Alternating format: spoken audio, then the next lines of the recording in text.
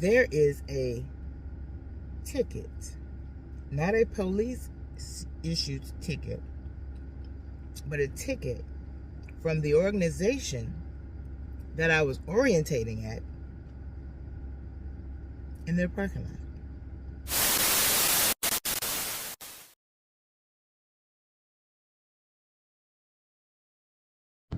What up, what up, what up? Welcome back, welcome back, welcome back. Fabulous followers, Fabulous Fab Kings, new Fab community. How you doing? This video will be a first week on the job update. Like, comment, subscribe, hit the notification bell, tell a friend to tell a friend. Do see that little glare? Come right back. Peace. No talking, let the slaughter commence. For those who claim king, but low-key softer than Prince. If we was talking cars, maybe Joker at best. And if so, Heath Ledger, I still lay him. Alright, what's good, fabulous followers? Let's get back into the video. So, as most of you know, and maybe some of you don't, I recently moved here to the Toledo area outside of Detroit because my son became a father. I became a nana. And early on, he asked for my support. And then it became a time where I could not be away. And so I left my job in my apartment and transitioned here to Toledo area. I have been here since Mother's Day. And I thought that I would be working in May.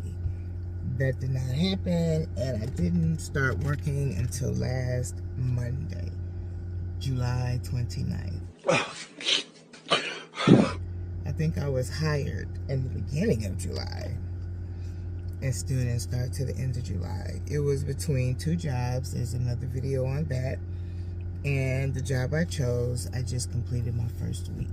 So the role that I am is a family advocate. What does a family advocate do?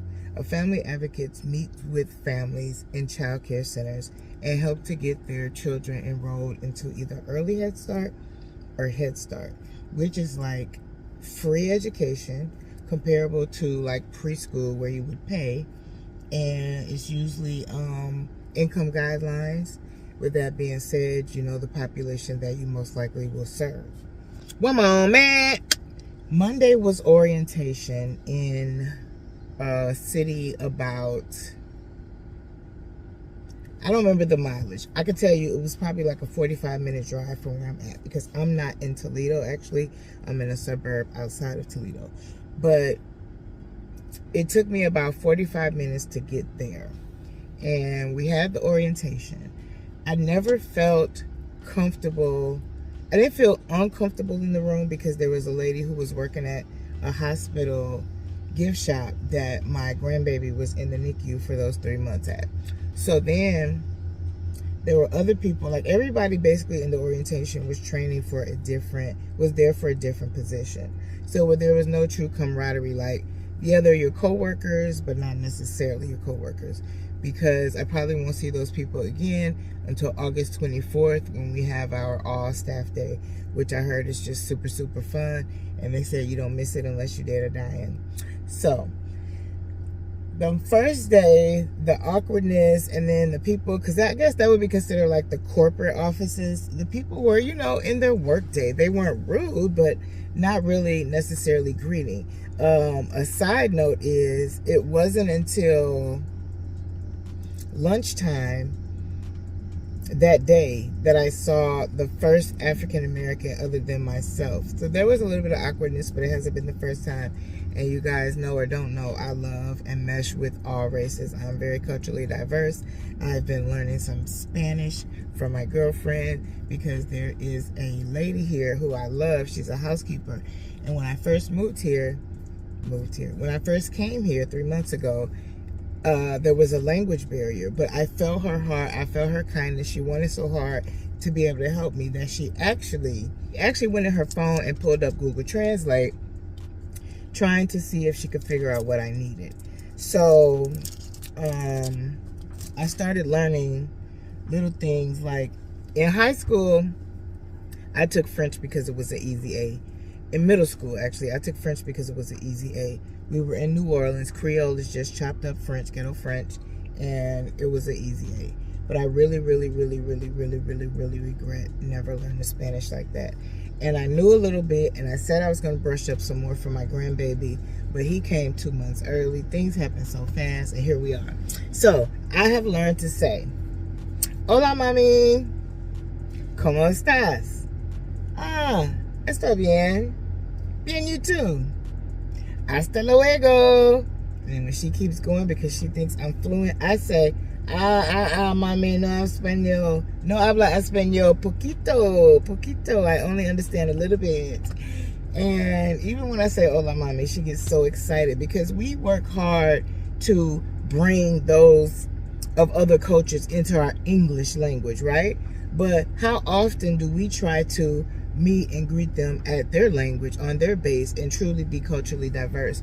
So it's been making me feel good, and I haven't seen her yet to practice. I actually saw her a little bit earlier because I've been working all week. So I can't wait to see her and show her what I've learned and just see the excitement and joy on her face because I'm doing what I can to bridge that barrier. Anyway, by the time I went to lunch on the first day at orientation, I was having just some extreme emotion. One, I was a little bit frustrated having to drive out of town. Not at the time did I know that I was going to get paid the mileage for it, but I did. But we'll talk about that more in a second. The second thing that I had an issue with was I didn't know. Let me see if I can give y'all a little more light. Well, we don't want to open it because it's hot. I'm back. So I left for lunch. I was having a lot of anxiety. Again, this job came in way below what I know I deserve when it comes to salary. Even though I know that the job that had the bigger salary would have probably already stressed me out by now. So it was like that negative. Driving out of town, waiting so long to start. It is not cheap staying in a hotel with no cooking services, so you have to eat out. Hotel, blase skippy. Starting late, out of town, not feeling warm in the initial orientation. Leave for lunch. Go through the anxiety, the panic, the maybe I shouldn't be here, maybe this is signs. You know, generalized anxiety is going to magnify for you, right? So I was like, I'm just going to say I can't do it. Then I said I'm going to do it. So I went back, parked my car in their lot, finished my orientation day. When I leave orientation, there is a ticket, not a police issued ticket, but a ticket from the organization that I was orientating at in their parking lot. Me personally, I wouldn't take this level of disrespect. Piss me clean off. And again, anxiety said, what? Is this a sign, right? So I get on the highway. I just want to get home at this point. It's been a long day, my job. Even before these 3 months off, my job was very lax. I did most of my work from home, unless I was going to see a client, right? Right. So when I had to get up at 5:30 a.m. and get on out there and make it do what it do, it wasn't easy. It wasn't easy. And to sit through that long training, when I was getting ahead on stuff because I didn't need no help, was just crazy because a lot of it was IT, setting up account type stuff. As long as I write my passwords down, baby, I'm going to be okay. But a lot of people were struggling, so they were having to take time and work with them more. Child, we was late getting the lunch and everything else. Anyway, not 5 minutes after I get on the highway, overly ready to get home, traffic came to a standstill. When I say a standstill, I mean a standstill, okay? I saw dark black smoke billowing, but initially I thought somebody was doing a controlled burn, which is legal in some areas. People on the highway, because it's full. You can look it up. I may even post a link in the description as long as I remember. People started getting out walking, talking to each other. Some men was getting over to the side, using the bathroom. It was a lot, right? So, I'm looking. People starting to turn around and go the other way on the highway, like on the shoulders, right? And it looked like the thing to do. But I'm like, are they going to get all the way through? The ones over here pretty much went. The ones over here look like they had stopped for a minute. So I'm nervous, generalized anxiety. I'm already thinking these trucks is finna plow me some kind of way because somebody ain't going to see me stop. I don't know. All the things go through your mind. You had to have a small car to maneuver this because, again, it's semis, traffic, everything. I call my lady, and I said, this is what's going on. I'm nervous. I got to use the bathroom. I'm having anxiety. Didn't really want to take my anxiety medicine, but I ended up doing it because I hadn't eaten anything. I'm diabetic, and I just didn't know how that was going to work out. Stay tuned for the backdrop. So, I get the nerve talking to her to wiggle my way out. Like, I literally had to be like so close to people's cars to get turned around, get behind the cars that was going the wrong way.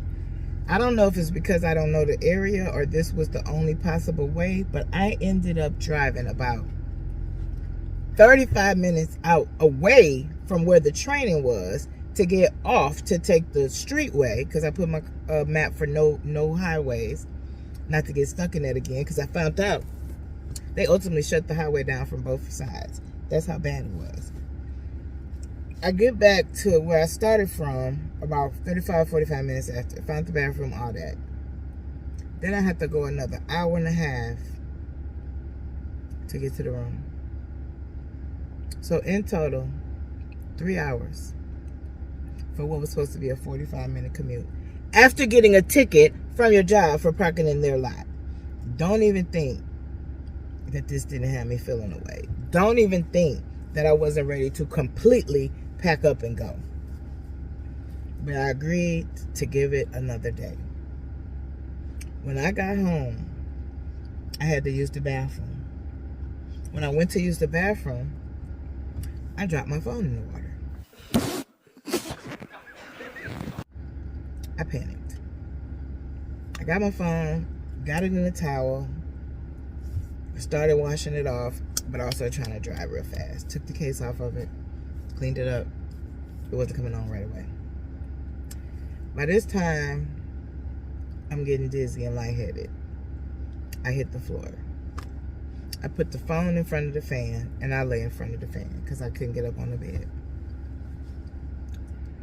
Within 30 minutes, I got my phone started. Called my lady. She said it's your sugar. Sugar's dropping. You got to get some sugar immediately. I did that. Long story short, I was good that night. Tuesday comes. I'm tired. I'm cranky. I was up later because I had the trauma. Yeah, the trauma, a 3-hour trauma. And then you got to come down from the trauma.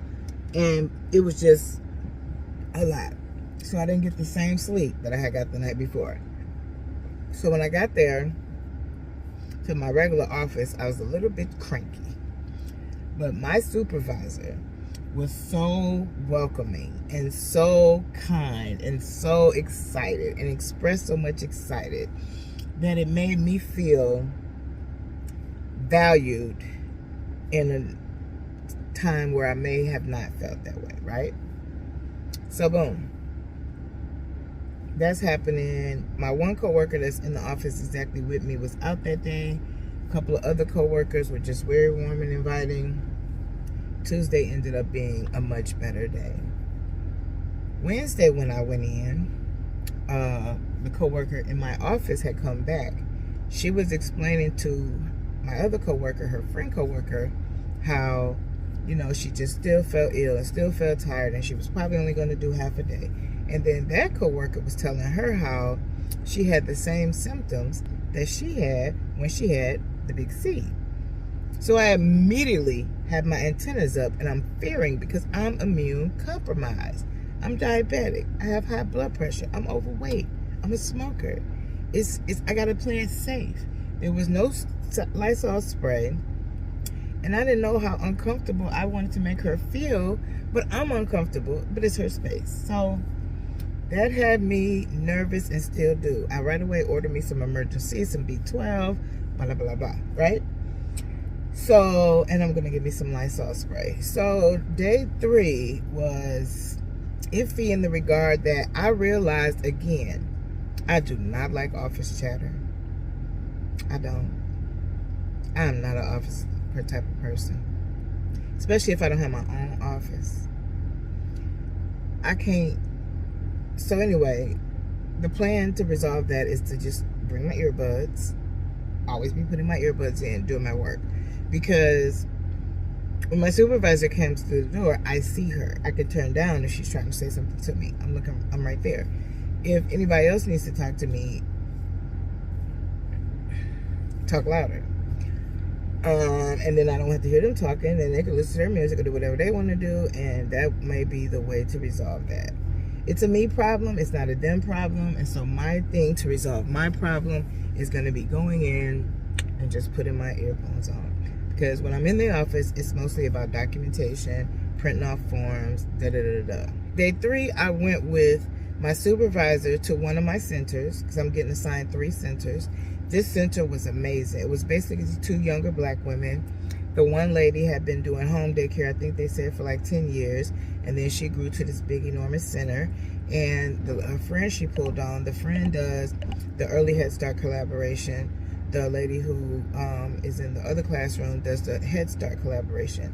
So in a daycare center, they can be awarded a certain amount of spots. Like if they can take 20 children, they can have 8, 10 Early Head Start or Head Start spots within those classrooms, and they get money for that. So in this center, the one lady runs the Early Head Start side, and the other lady runs the Head Start side, and it was just amazing to meet them. Also, later Wednesday, I went with my coworker in the afternoon, and we went to one of her centers, and I watched her do not an enrollment application, I guess, but kind of like it's called a family connections meeting. But basically, it's the same kind of paperwork, making sure that everything is still good with the family, etc. So that was Wednesday. Wednesday was cool. Got back late, but guess what? I came in Thursday morning, which, remember, 4-day work week, so that's my Friday. Let's go.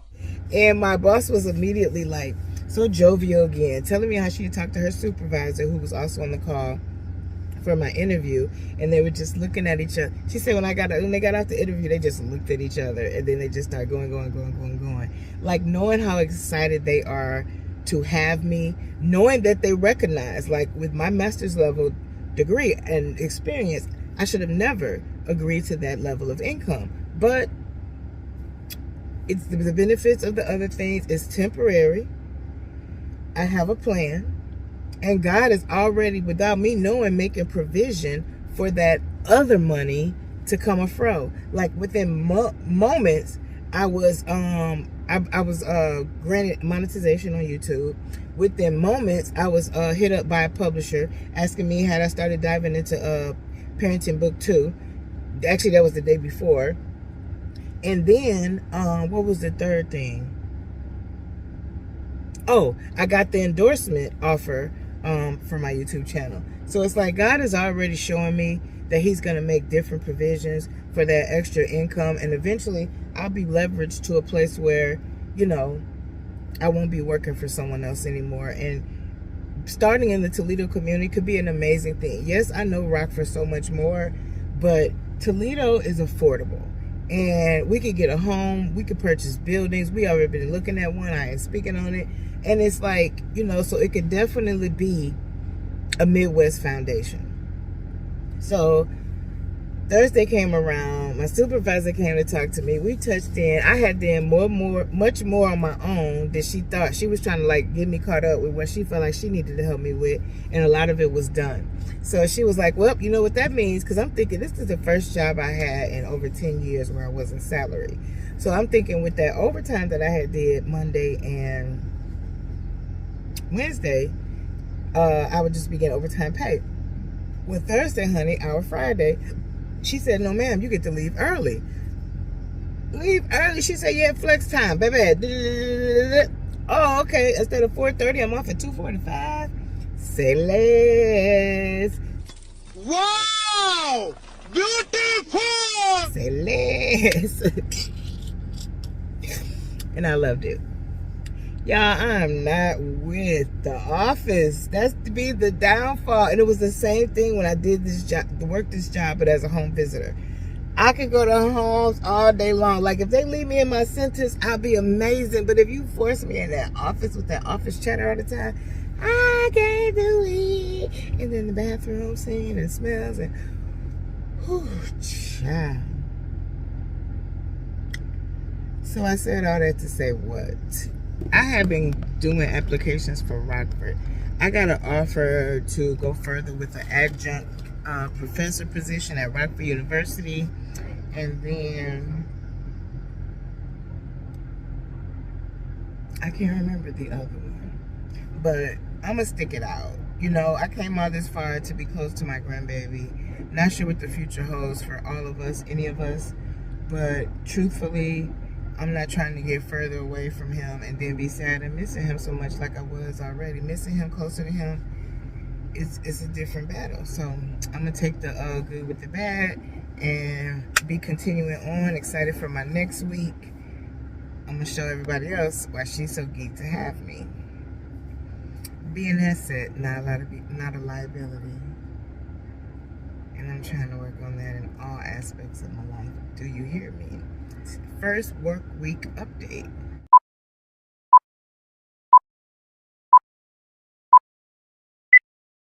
Like, comment, subscribe, hit the notification bell, tell a friend to tell a friend.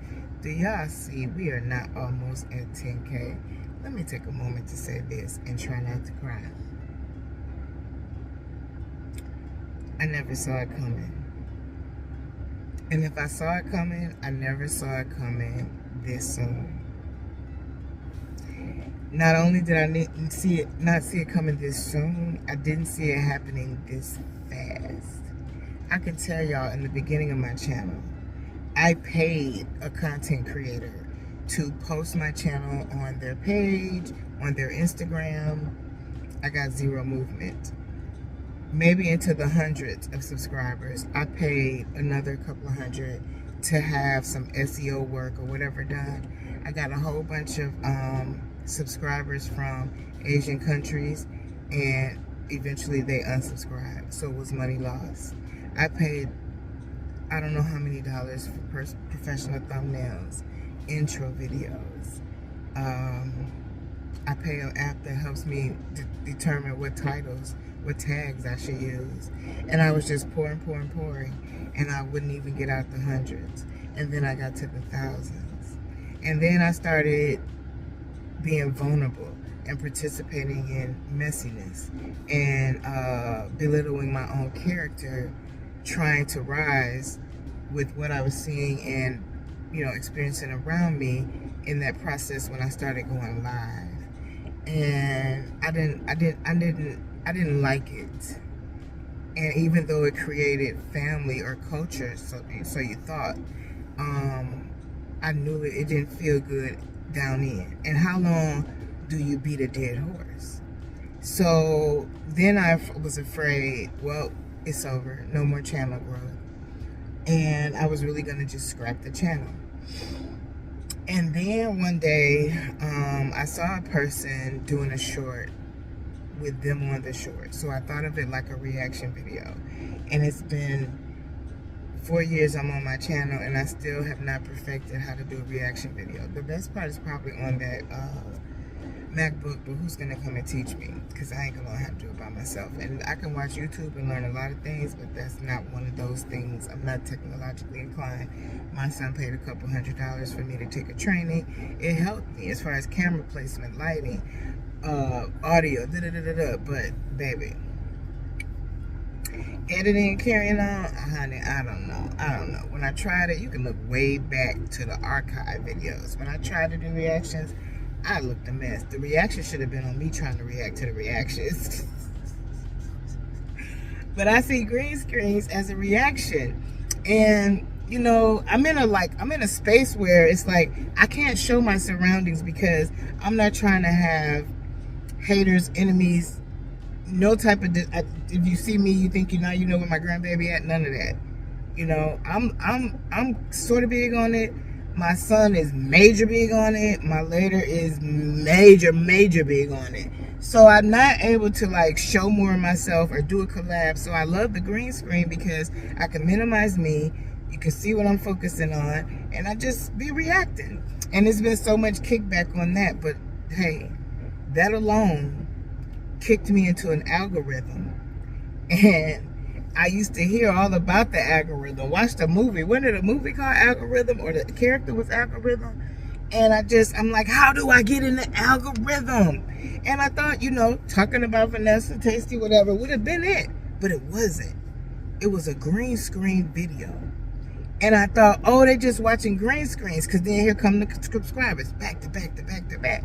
Oh, they just watching green screens. What happens when green screens is no more? I'm going to lose all my subscribers. And my lady, who I be calling my manager, she started looking around, and we started seeing old content coming up in the algorithm. And that's when I realized, wow, they're watching other content. Maybe they will stick around. So now I'm in the rebranding mind frame of trying to get a feel for what they're watching and what they want, and then how I can take that in a direction to where I would like to go, building a new community for Fab. And welcome to it. So that's what I got to say on that. Don't forget to share this video. Don't forget to like this video. If you don't like this video, birds are gonna poop on your car for 24 hours straight. If you do like this video, you'll get a blessing by Thursday, and I want you to come back and tell me. Be you, because nobody else can. Namaste. And you still gotta feel me. A house is a heart. I don't own no realty. Thought I paid my dues, but the game still billed me. They took my innocence. No surprise, I played guilty. Used to love to hit the court, now I hate to go. Used to rake leaves for money, now they pushing snow.